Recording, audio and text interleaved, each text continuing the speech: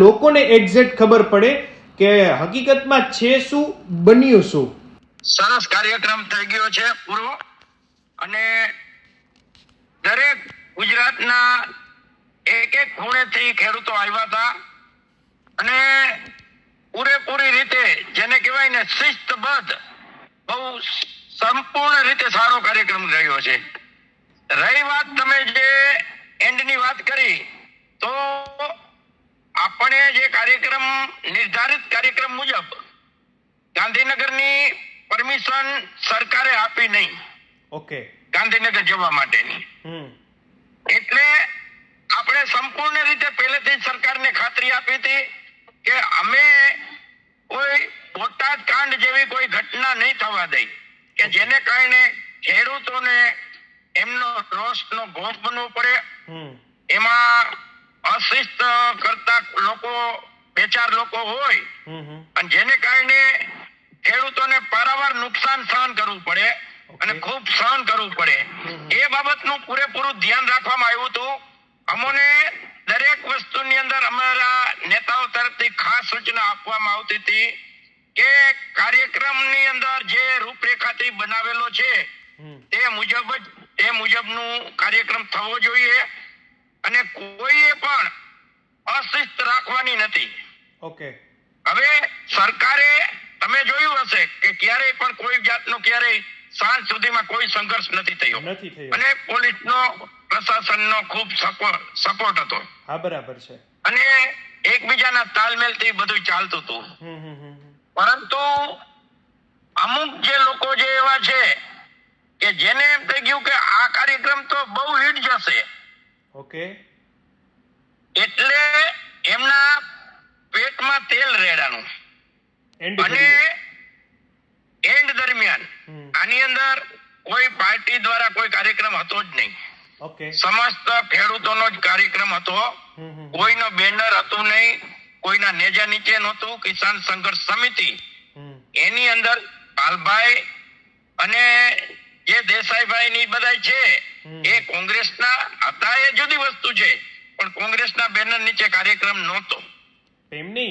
પરંતુ કારણ કે એક રાજકીય નેતા જે મોરબીના છે એના ફેસબુક લાઈવ ની અંદર એમને જે બહારનો રોડ તરફી માહોલ બતે, એમને એમ કીધું કે અહીંયા તો ઝંડાઓ લાગેલા છે, એનું ચિહ્ન પક્ષનું મૂકેલું છે, આ તો પક્ષની સભા છે, ખેડૂતોની સભા નથી. તો ઈ શું છે? જો આ બાબતની અંદર આની અંદર જે કોઈ લોકો આવ્યા હતા એની અંદર પોતે પોતાની રીતે કાર્યક્રમની અંદર માનો કે એની અંદર ગયડા ગાંઠા માણસો પોતપોતાની પાર્ટીના ઝંડા લઈને આવ્યા હતા. જ અગાઉથી આવ્યા હતા.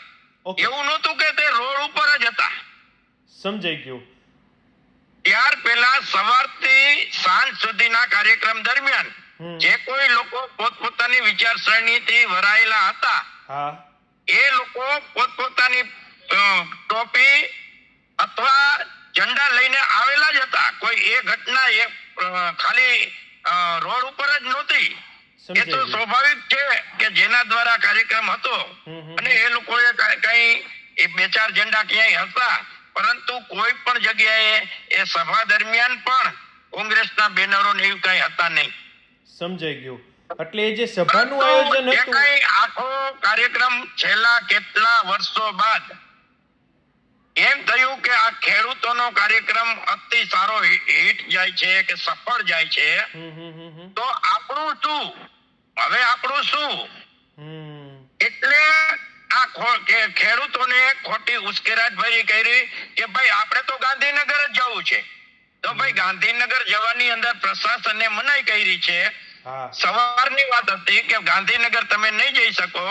તમારી વાત રહી એ સરકારને તમે આવેદન પત્રો અથવા તમારા 5 પ્રતિનિધિ દ્વારા મુખ્યમંત્રી કે ગૃહમંત્રી કે એવા જે કે અપર કેડરના જે મિનિસ્ટરો રહ્યા એમને તમે આ વાત ખેડૂતોની વાત રજૂ કરી શકશો, પણ આ રેલી ગાંધીનગર નહીં લઈ જઈ શકો. એ પોલીસ અને પ્રશાસન બંને નક્કી કરેલું હતું, અને અમારો સંપૂર્ણ એમને સાથ સહકાર આપવાનો હતો.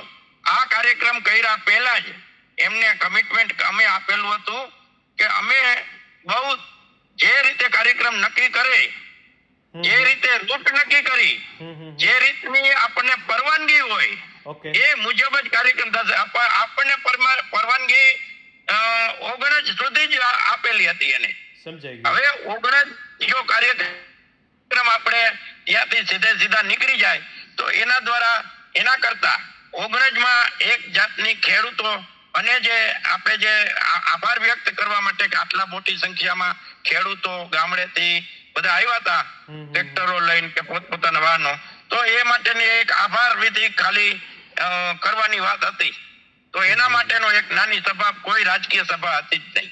સમજાઈ ગયું. એ નાનકડી સભાનું આયોજન હતું, હા. પણ એ સભા પછી થઈ શકી મોટી કે ખેડૂતો ઉશ્કેરાટભરી જે અલગ વાતો દિશામાં કરી. જતા રહ્યા, સભાનું આયોજન અલગ દિશામાં જતું રહ્યું, એવું બધું થયું કે સભા પછી થઈ હતી? નહીં, સભા ચાલુ જ હતી. સભા 1 કલાક ચાલુ રહી. જે કઈ ગેરસમજણ જે પ્રવર્તી હતી એ ગેરસમજણ દૂર કરવા માટે પણ સભા જરૂરી હતી. સમજાઈ ગયું. બરોબર, કે લોકોને કોઈ ખોટી ઉશ્કેરાટ ભરી વાત કરી અને આખા કાર્યક્રમને બીજી દિશામાં લઈ જવા માટે જેને મેં શરૂઆતમાં કીધું કે કોઈના પેટમાં તેલ રેડાણું કે આવો કાર્યક્રમ આ કિસાન સંઘર્ષ સમિતિ કેવી રીતે કરી શકે, તો આ હવનની અંદર હાડકા તો નાખવા જ જોઈએ એવી રીતે કરી અને આ વિઘ્ન સંતોષીઓએ ખેડૂતોને ઉશ્કેરાટ ભરી વાત કરી કે આપણે ગાંધીનગર જવાનું હતું. ગાંધીનગર જવાનું હતું પણ પ્રશાસન અને પોલીસે આપણને રૂટ ટૂંકો કરવાનું કહેલું હતું. બપોરની વાત હતી તો કોઈ એનાઉન્સિંગ તો કરી ન શકી, કારણ કે રેલી સ્વરૂપમાં કોઈ એનાઉન્સિંગ ની વ્યવસ્થા નહોતી કે આપણે આ જ રીતે 19 સુધી જ આપણને પરવાનગી મળી છે. અને જે પરવાનગી આપણને પરમિશન મળી હતી એ મુજબ જ અમારે પાલન કરવું હતું. ચાહે છાપ ખરાબ થાય કે ન થાય એની કઈ જોવાનું નહોતું, પરંતુ અમારે સાથ અને સહકાર આપવાની વાત હતી